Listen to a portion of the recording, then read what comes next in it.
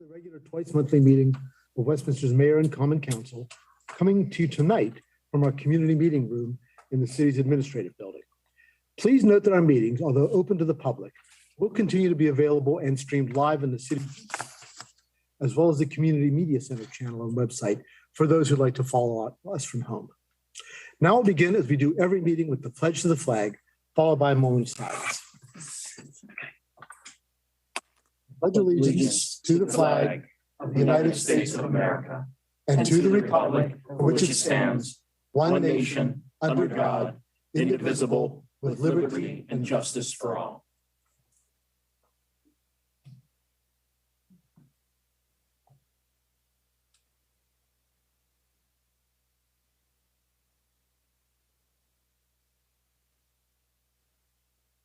Thank you. As a courtesy to everyone, please take a moment to silence your cell phones or other electronic devices that might make some kind of signal during the meeting. Thank you. Copies of tonight's agenda and the entire information packet that the council will be using are available online on the city's website. First, we'll consider the approval of the minutes. We have minutes from the meeting of the Mayor and Common Council on January 24th. I have a motion to approve the minutes. Motion to approve. A motion by Mr. Dayhoff. Is there a second? Second. A second by Mr. Cavacci. All those in favor, please say aye. Aye. The ayes seem to have it, and the ayes have it. Sorry, any nays? The ayes seem to have it, and the ayes have it. Minutes are approved. We have no presentations or no public hearing tonight, but we did have a community meeting last Monday night, and I just wanted to take a moment to allow the mayor to report on that, and also the city administrator. Mayor Becker. All right, thank you, Council President. Last Monday night, it was February 7th, we held a meeting in this space that was attended by members of the community, along with representatives from Potomac Healthcare Foundation regarding the property at 82 West Green Street. I'd like to thank everybody who came out to ask questions. We had a large crowd, we filled the room. And I'd also like to acknowledge that Councilmember Hoff, Councilmember Cavacci, Council President Pecoraro, and Councilmember Ann Thomas were also that evening that we had the meeting.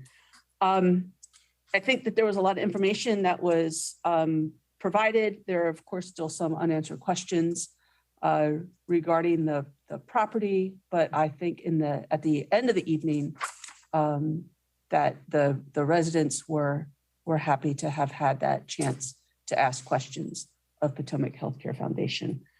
That's all I have, Mr. President. Thank you. Ms. Imhoff, did you have anything you'd like to add from that night or since then? Thank you, sir.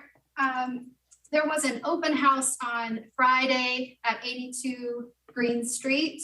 I attended the open house, and I was able to witness that there are 4 bedrooms and there are 2 twin beds in each bedroom.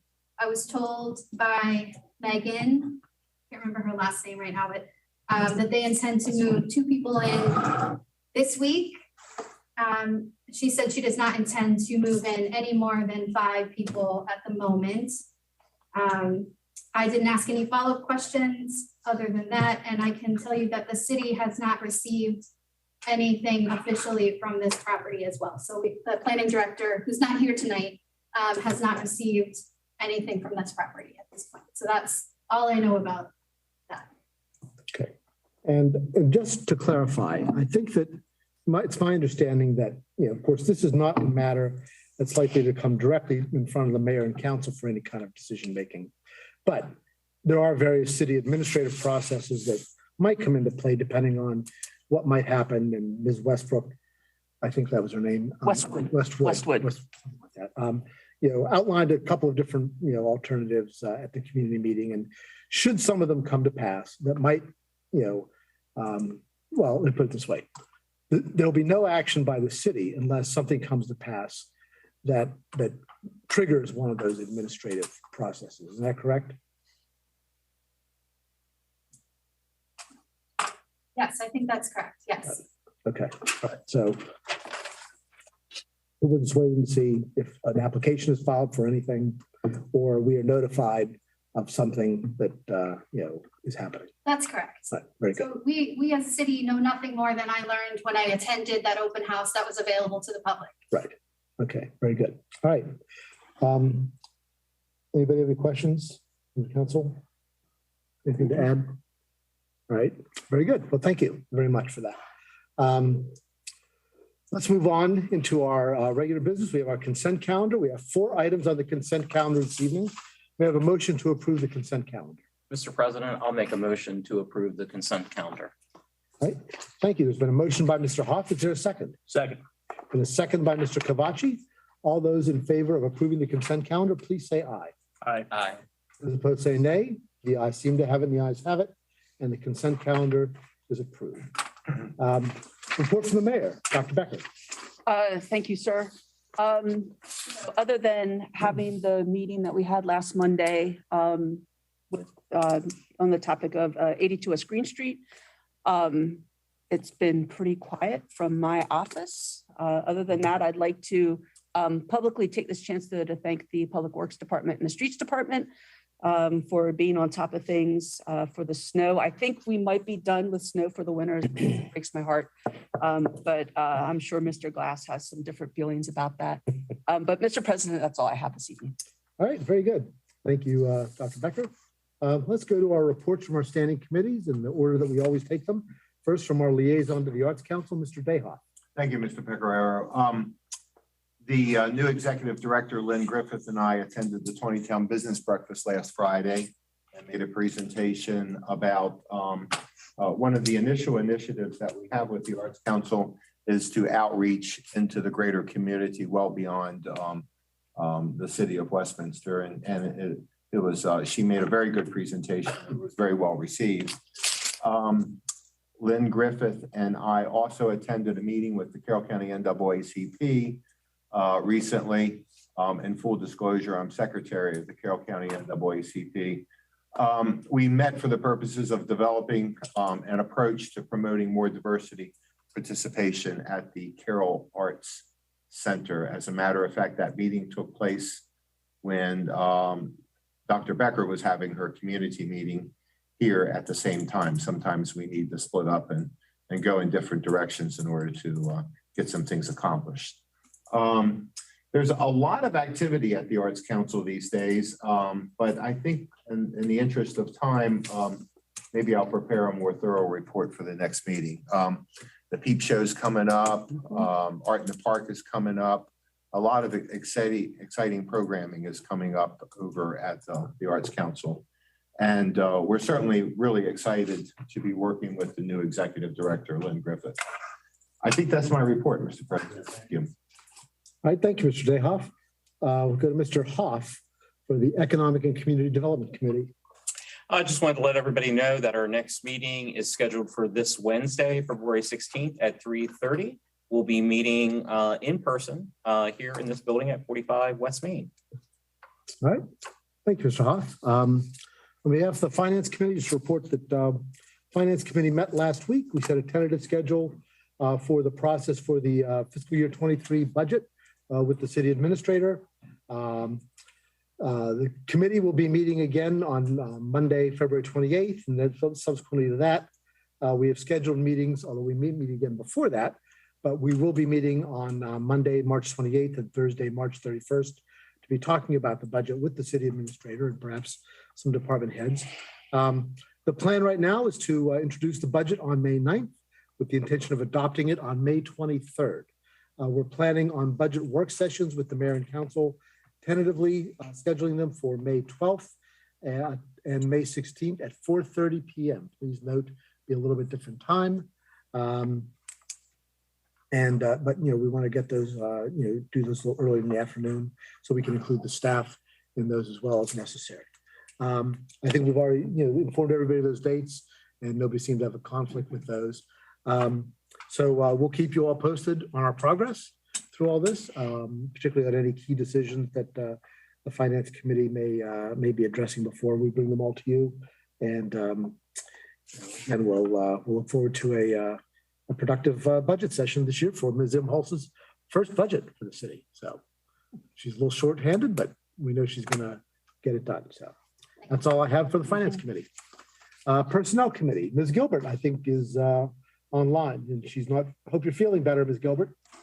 I'm doing better, but still breaking out on all those little coughing spells every once in a while. So I'm going to stay remote for tonight. I have nothing to report on for the Personnel Committee. Thank you. All right, thank you. Public Safety, Mr. Cavacci. Thank you, Mr. President. We are continuing the homicide investigation. As you know, all of you know, of course, the state police are the lead on that for this particular one. But of course, our officers are doing everything they can to help. And we've got a lot of high visibility patrols in that area still ongoing. We have a new police officer, William Rojas. He comes on board with 4 years of experience. He's got a degree. He's a National Guardsman and he's bilingual, and he lives in Westminster, which is wonderful. So we're glad to have him on board. We have another certified officer, Alex Dougherty, in field training right now. He also comes with some experience from Baltimore County. He also has a degree, and he's an Army reservist. So I really like seeing a guardsman and reservist come to the department. Of course, I'm a little biased, but anyway, on a sad note, one of our police officers' fathers passed away. Tim DeLospedale has been on the department a long time. His father, Mike, passed away thanks to Councilman Dehoff for making sure we were aware of that. It's very unfortunate. He was not that old. So our condolences go out to Officer DeLospedale and his family.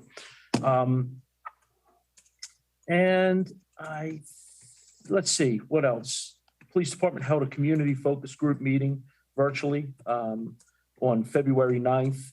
And they're still working on some of the police reform legislation that's ongoing. So the chief has been busy with that. He's taken a lead role on a lot of things in the community, not just here in Westminster, but in the area and the region. So we're appreciative of that. That's all I have, Mr. President. All right, thank you, Mr. Cavacci. And also, you can do the Public Works Committee report. Public Works, I have no report other than just to echo the mayor's sentiment. Thank you for the wonderful job that you and your staff do every time we get a couple of flurries on the road. I tell you, it seems like the pre-spraying of the salt brine really does a heck of a nice job. Makes a difference. Yeah, big time. So thank you for that great work. You're welcome. That's all I have, Mr. President. All right, thank you, Mr. Cavacci. Recreation and Parks, Mr. Dehoff. I guess I wanted to call to your attention that, and I'm looking for it. I had great notes about it. Now, where are those notes? We've got a couple of events coming up where there's some volunteer opportunities. There's the Celtic Canter that's coming up. There is the wine stroll is coming up. So if any of us are inclined to give the Rec and Parks Department a helping hand, I'm sure it would be welcome. And then maybe since I can't find my notes, Ms. Gruber, you can maybe fill us in on those dates, or I'll find them by then. Thank you, Mr. President. That'll take care of that. Thank you, Mr. Dehoff, and I have nothing for the Technology Committee. Now we'll move on to council comments and discussion. This is an opportunity for council members to mention any other items that they may have on their minds that do not fall under a committee report or is not otherwise on the agenda this evening. And start with Mr. Dehoff. Thank you. Coming up at the Carroll Arts Center is a great program for those of us who read voraciously. It's the National African American Read-In. This is the nation's first and oldest event dedicated to diversity in literature. It was developed in 1990 by the Black Caucus of the National Council of Teachers of English to make literacy a significant part of Black History Month. That event is coming up. It's coming up on Monday, February the 28th at the Carroll Arts Center. It's a fascinating event. If you happen to be available. No, you know what? I think we have a council meeting that evening, don't we? We do. Yeah, we do. Okay. Well, for the public out there, it's a great event. Don't miss it. Maybe stop by our meeting first. Thank you, Mr. President. Thank you, Mr. Huff. Mr. Kavachi. Mr. President, just two quick things. Number one, I'd like to thank the mayor and our administrator for holding that community meeting that they spoke about a little earlier. I thought that was something important to do. I think it gave the community an opportunity to come out and ask questions and hear some answers. Obviously, not necessarily resolution, but at least information. So thank you both for taking the lead on that. That was good. I did have an opportunity, Ms. Imholz, like you, I went over and took a tour of the property during the open house and saw, basically the same thing you did.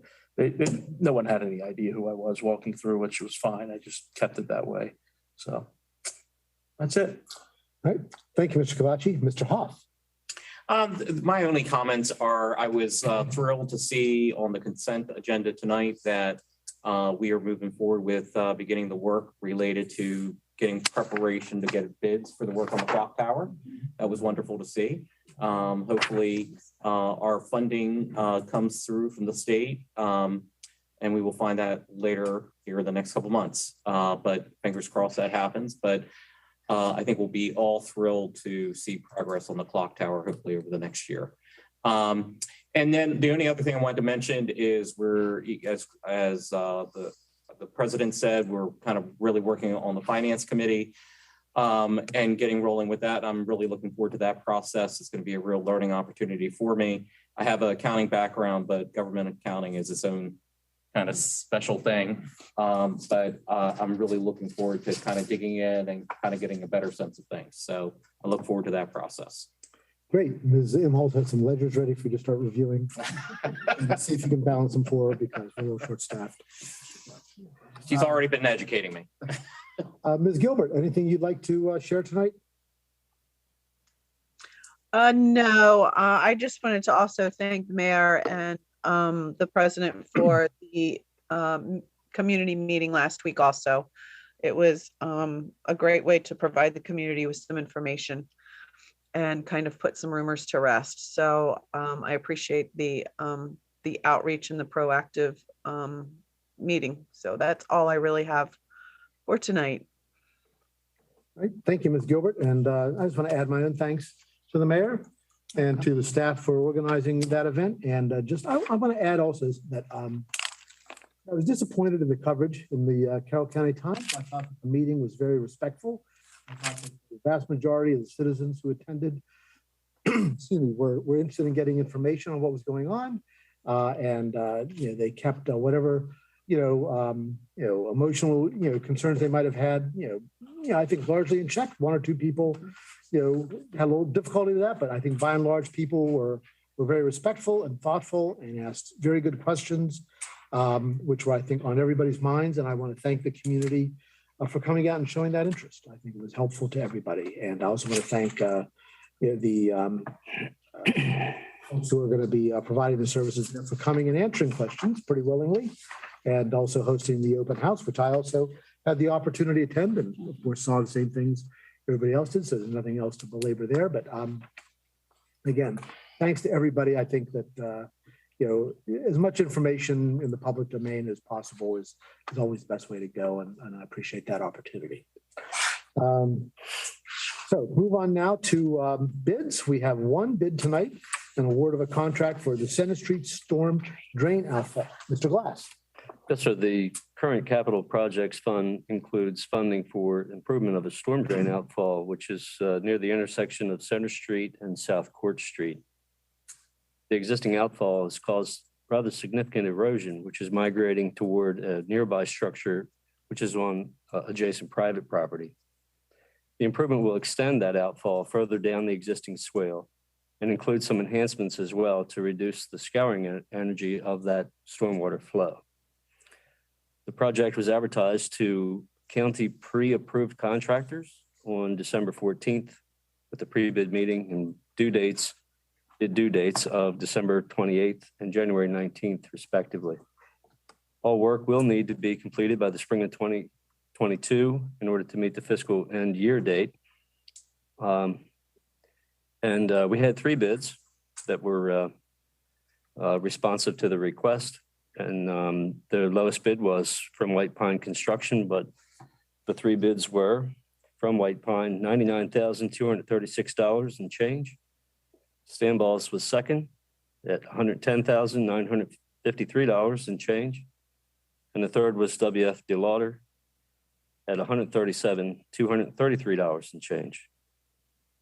City staff has reviewed and evaluated these references and the proposals from White Pine Construction in their total amount of $99,236.22. We find it to be acceptable with regard to the city's needs.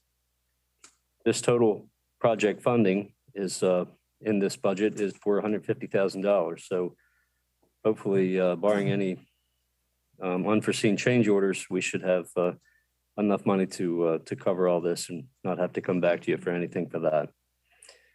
So at this point, the staff would recommend that the Mayor and Common Council accept the bid of White Pine Construction in Finksburg, Maryland, in the not to exceed amount, $99,236.22 for the storm drain outfall at Center and Court Streets. And this would be for the improvements and all work necessary to complete the project as described in the bid documents. And of course, that would be to authorize the mayor's execution of the contract. And I answer any questions you may have. All right, thank you, Mr. Glass. First, let's get this properly before us. We have a motion to award the contract. So moved, Mr. President. Motion by Mr. Cavacci. Is there a second? I will second. All right, I have a second from Mr. Hoff. Any discussion or any questions from Mr. Glass? Mr. President. Mr. Cavacci? So, Mr. Glass, not that it's really very germane to this, but just out of curiosity, I don't recall when we put things out to bid before, seeing us restricted to county, what was the term? Pre-approved county contractors. So we typically do that, We have done that before. but not all the time. Typically, we do not. That's But what I thought. But the reason we did in this particular case is there was some time saving to do that. Mhm. For the other reason, the particular work that we need was the specialty of these. Actually, there were 5 contractors that were pre-approved by the county. And they've all done this exact, Specific kind this of. specific work. Got it. So, and under the circumstances of the amount of erosion that's taken place, Want to get it done. the expediency was an important part of it. It just struck me. I hadn't recalled seeing that previously, so. We don't follow that to be typical, but we have before. Thank you very much. Appreciate Yes, it. sir. That's all I have, Mr. President. Thank you. Any other questions for Mr. Glass or any other comments? Mr. President, I have Dr. a Becker. question. Just, is this the erosion that's taking place? Is that on the county health side or the other side of? Other the side of Center Street? Center Street. That gully That's correct. ravine is on the left there as you drive down. That ravine, yes, ma'am. Okay. All right, great. Thank you. You're welcome. All right, thank you. Anyone else? All right, well, it's not usual these days that we see a significant savings in a construction type project. We're unfortunately used to seeing things going the other By the way. way, We'll take it. We will absolutely. Correct. Thank you. All right, we're hearing no further discussion. We'll move on to a vote. All those in favor of approving the bid, please say aye. Aye. Those opposed say nay. The ayes seem to have it, and the ayes have it, and the contract is approved. Thank you, Mr. Glass. yes, sir, thank you. There is no unfinished business of which I am aware. Does anybody have any unfinished business? Council? Hearing none. There's no new business of which I am aware. Does anybody have any new business? Hearing none, we'll move on to departmental reports. Ms. Imhoff. Thanks. As you mentioned, we are well underway in the budget preparation process. I want to thank the department heads for preparing their budgets and working with me to explain them all, right? Since this is my first time around. I'm confident that we'll meet the deadlines in front of us.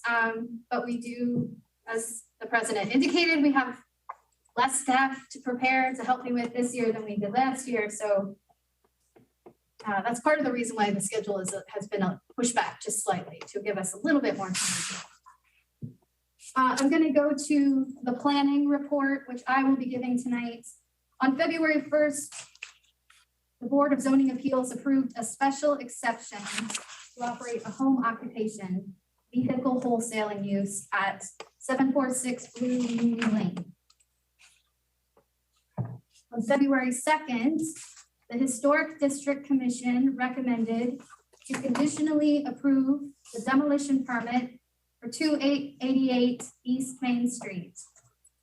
And they approved a historic rehabilitation property tax credit of up to $2,895 for 229 East Main Street. Now, I know the city has not finished reviewing the demolition permit yet for 288. So that's still on the city side, but HDC has approved. On January 31st, we found out that our city's sustainable community designation was renewed, and that's for 5 years. That sets us up to be able to apply for grants in the future.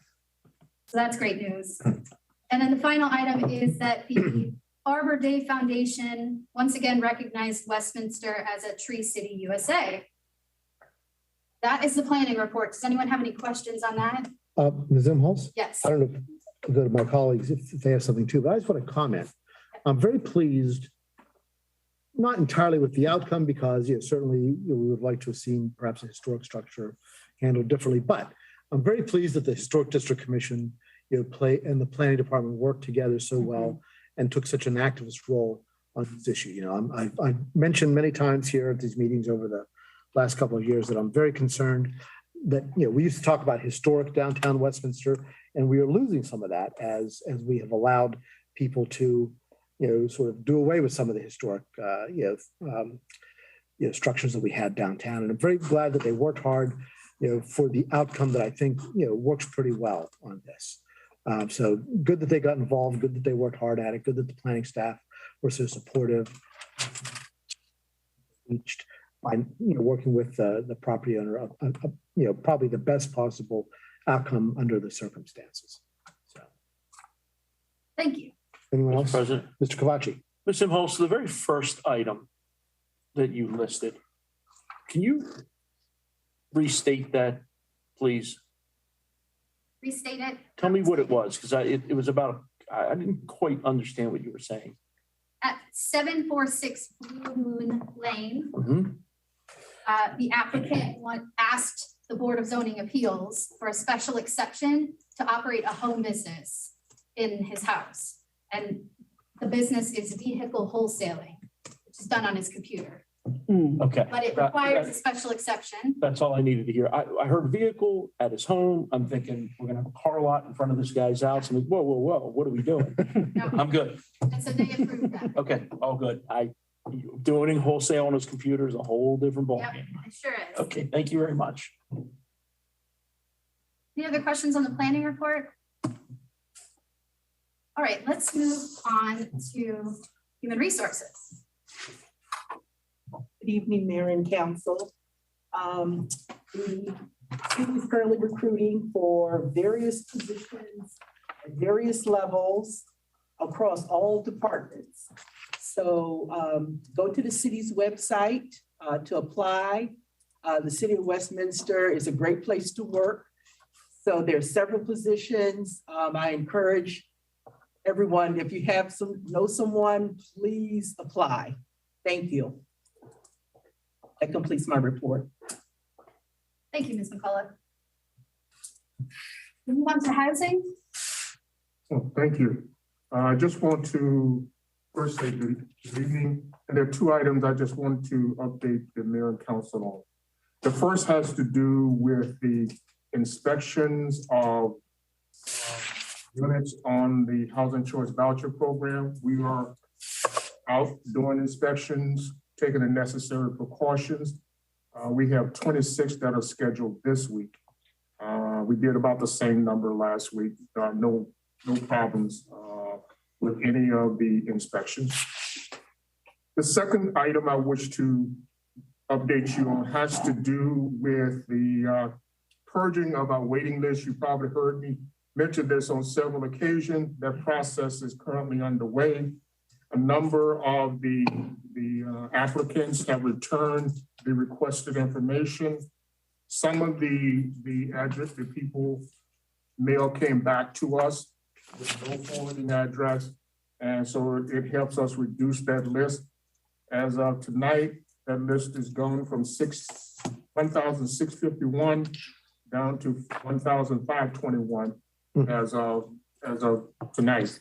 So as things come in, that number will probably go down some more, and we have a more active list that we working with. So that's my report. Thank you, Mr. Brown. Any questions? Chief Ledwell, Police Department.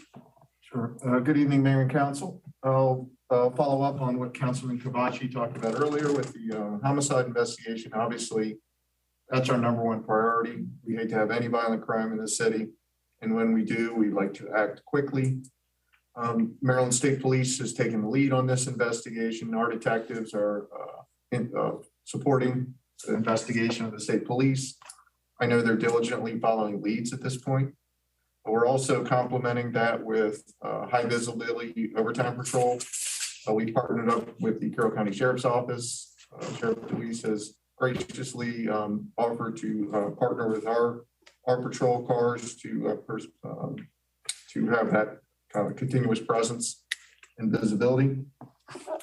With the hiring of our 2 lateral certified Maryland police officers, that puts us at full staff in our sworn field. We do have 2 student officers in the police academy. They're scheduled to graduate, I believe it's April 1st.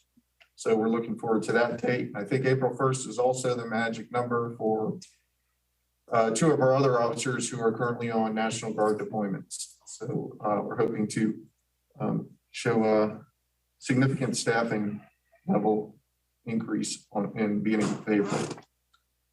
As far as our community focus group goes, that's being spearheaded by Deputy Chief Gibson. I think it's going very well. It's very well attended. We've gotten good feedback from the meetings. This previous meeting we held on the 9th, we brought in a guest speaker, Veronica Dietz with the Carroll County Health Department, and she presented her role in our law enforcement assisted diversion program. It was very well received. So we encourage any community members who are interested in joining our community focus group to just shoot us an email or give us a call at the police department, and we will advise you on how to do it. Right now, we're conducting the meetings virtually. As far as the police reform legislation in the state of Maryland goes, the 2 significant dates were October 1st of last year and then July 1 of this current year. And just to update you on the status of where we're at for each of those pieces of legislation, the legislation that went into effect on October 1st, we're 100% compliant with. We updated our search and seizure warrant general orders and standard operating procedures. We've started our body worn camera program, and we've written our policy and published it. There's a new requirement that we have to have not only our name, but our identification number whenever we serve a search and seizure warrant. So we updated our little identification pins to include our identification number on that. On July 1, there's a heavy lift as far as requirements for all police departments in the state of Maryland. The biggest one is the complete revamping of the complaint and discipline process. So the section that was previously and up until July 1 titled Law Enforcement Officers Bill of Rights, which outlined a due process and a procedure for hearing boards for disputed discipline. That all goes away. And in its place at the county level, currently, they established an accountability board, a charging committee, and then the individual agencies are tasked with creating their own internal due process and their own trial board.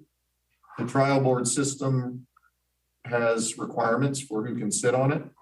Currently, a trial board for a contested disciplinary process involves sworn police officers.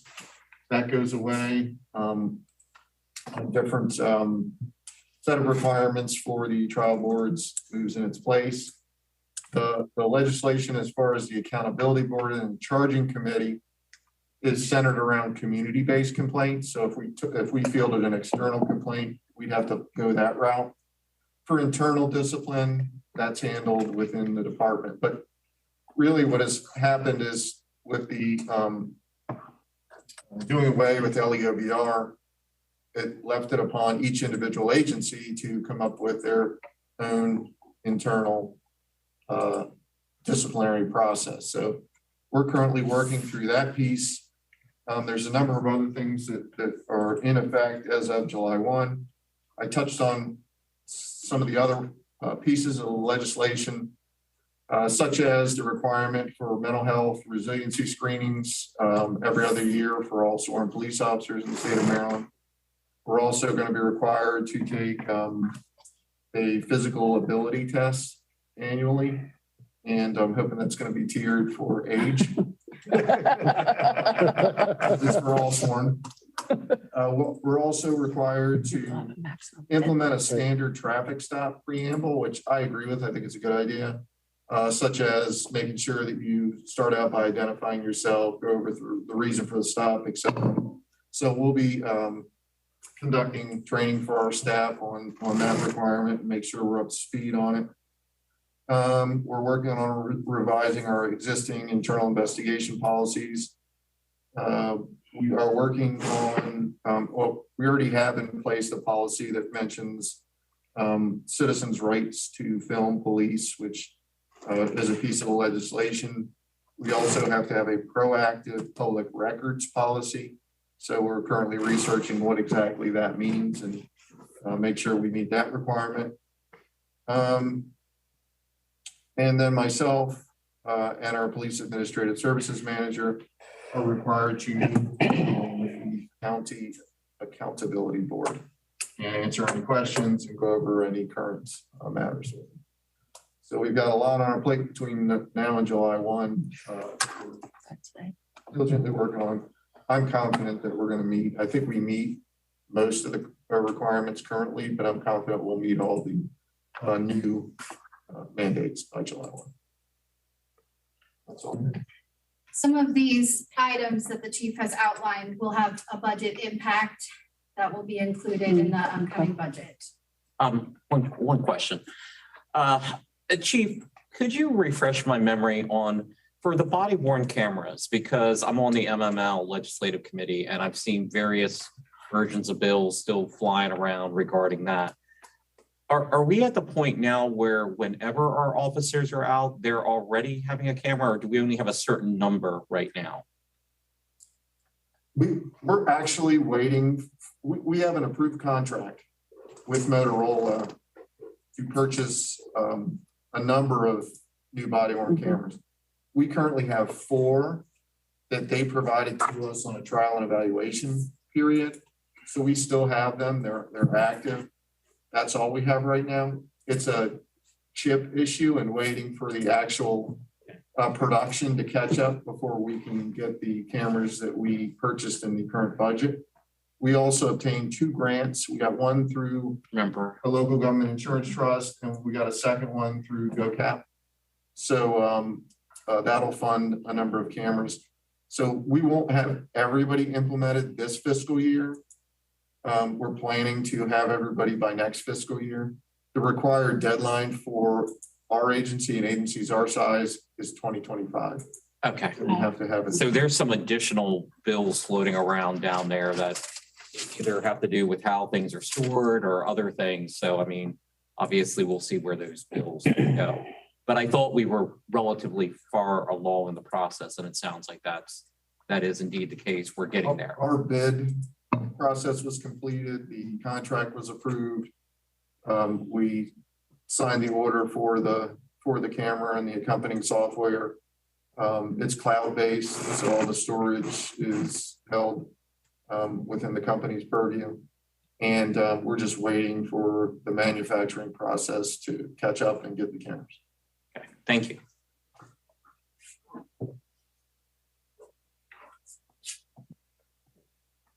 Any other questions on the police department? Okay, hearing none, we'll move on to the recreation department. Ms. Gruber.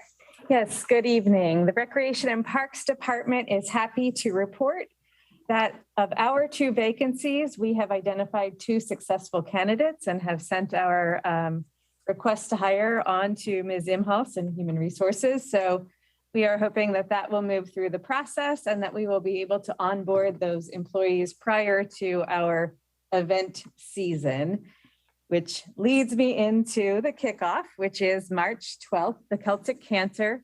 Exciting things are happening there.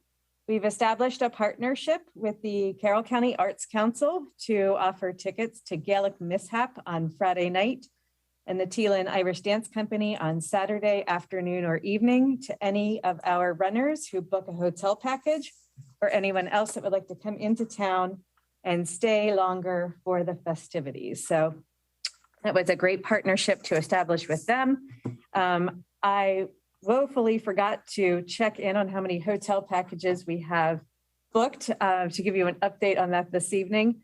But we've usually booked around 10 nights in our local hotels for this particular event. So we're hoping to meet or exceed that goal this year.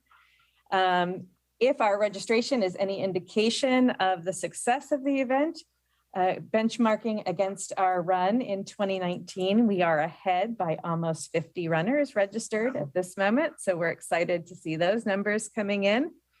And as Councilman Dayhoff indicated during his report, yes, we are always recruiting volunteers. So if anyone out there is interested in helping, we need volunteers for March 12th.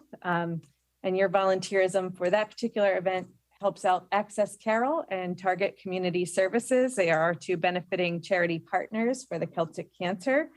And they're the ones that are actually recruiting volunteers for that event at this moment in time.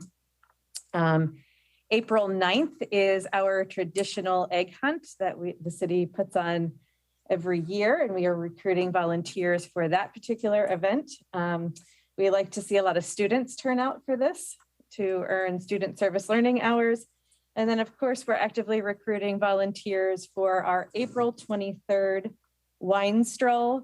And the last thing I have to report on that event is the day that we announced our VIP tickets were going on sale, we sold out that same day. So a lot of interest in that event, and we are eager to get back outside and shake off this cold weather and do some fun things on Main Street.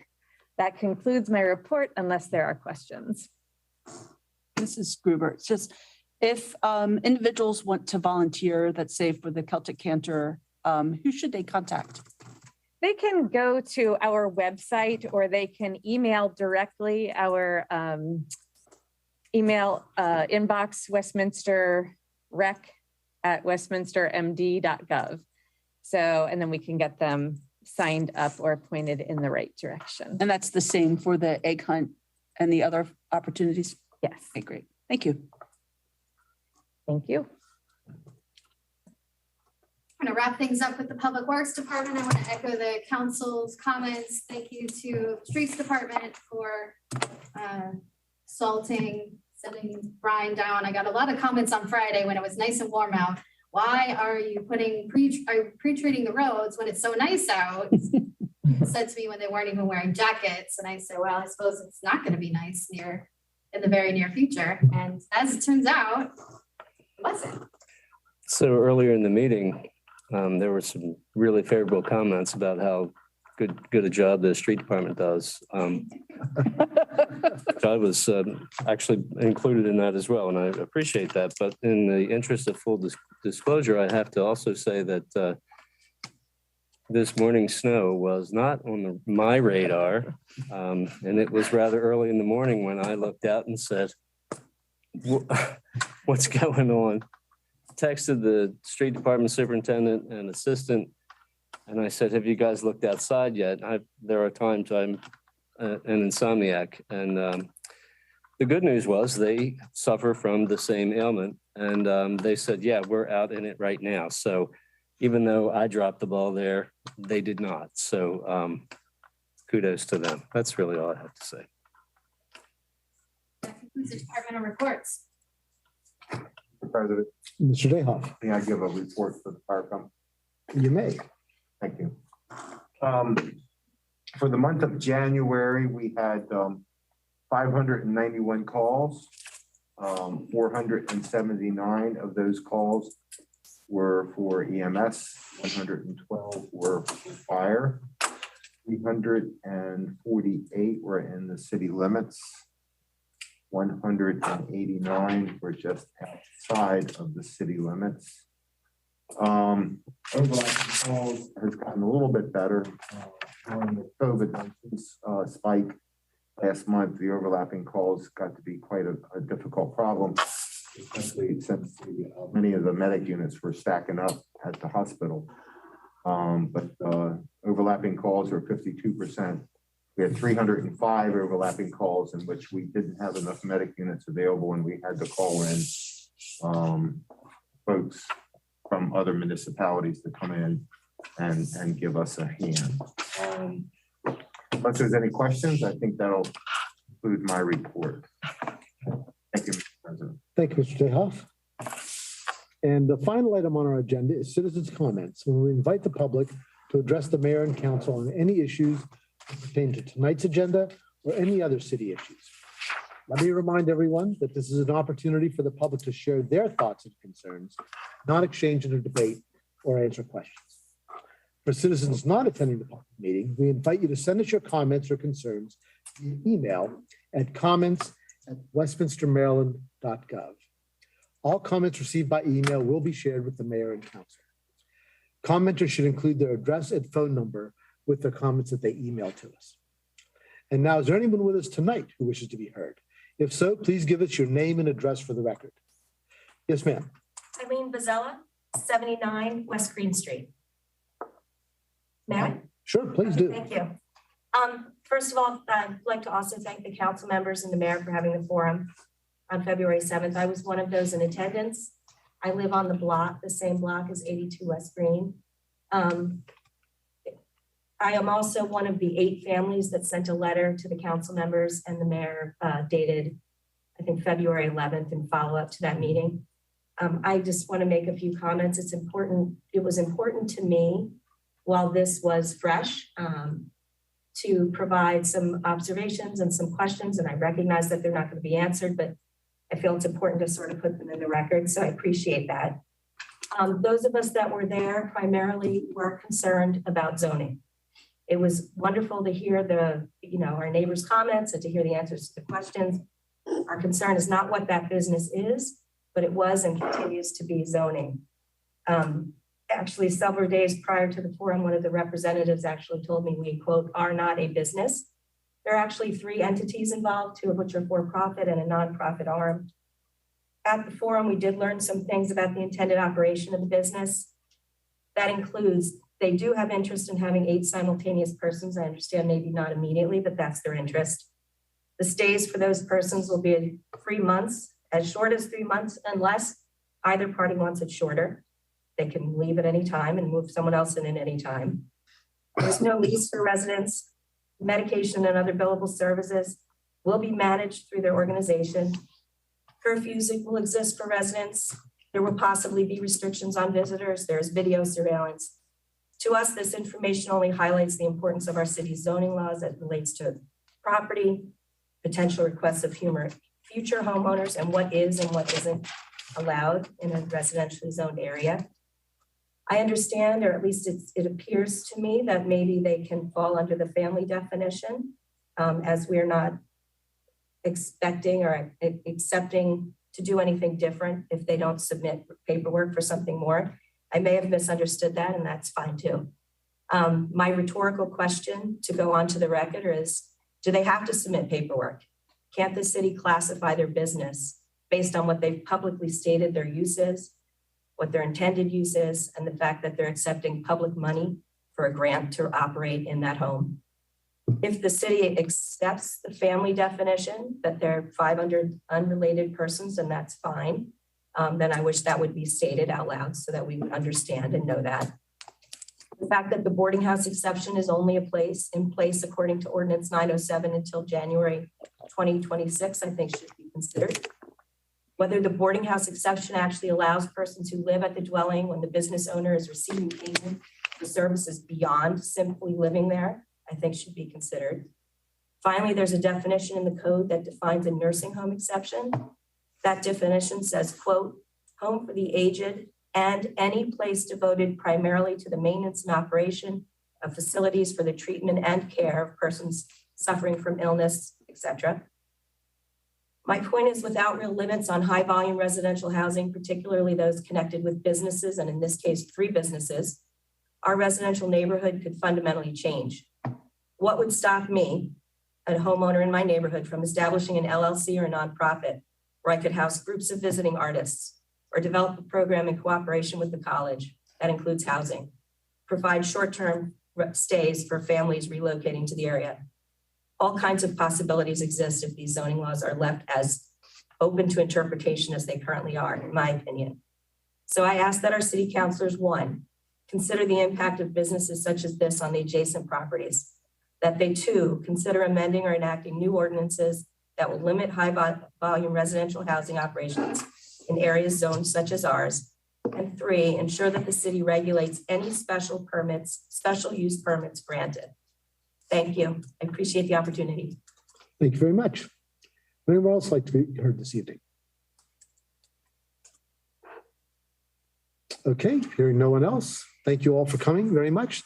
That concludes our agenda and the meeting. Mr. Samios, did you have something you wanted to say? Yes, I did. I thought maybe you didn't I'm hear. sorry. Mr. Samuels, please. I'm sorry, yeah. Take a couple of minutes of your time. Sure, just give your name. It's Pete Samuels, 152 East Main Street. Thank you. And I'm here to talk about trees. Real important, but something that's bugged me. I live on Main Street. I have an office building on Main Street. And now I come to find out that the trees that the city planted are the responsibility of the landowner to maintain them and to replace them or do the trimming, even though the city does some of the trimming. I don't understand it all. But anyhow, I think it's time to rethink the policy. I believe the trees were planted for a good reason. They were planted to be the benefit of all the citizens of Westminster. And I think that the expense should be borne by all the taxpayers, the whole tax base of Westminster. I think that's the most important reason that the policy should be looked at again and to see if the city just wouldn't take care of the complete maintenance of the trees. A couple other reasons. If there was one entity like the city that would take care of the trees, you wouldn't have haphazard, one company doing this kind of trimming, another company doing this kind of trimming, BG&E coming through and doing the middle. It's all haphazard. Seems like it ought to be all controlled by the city. And I think it would look a lot nicer.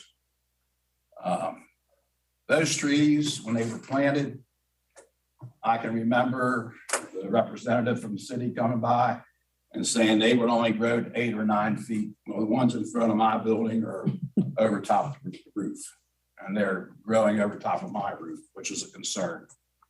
So it's another reason. If those trees were trimmed before they got as high as the power lines, it would be a lot easier to maintain. BG&E would not have to come by and cut about 4 feet out, and then the city come out and do whatever they. I mean, I don't really understand the whole policy, but it, just the other day, the city came by and trimmed some.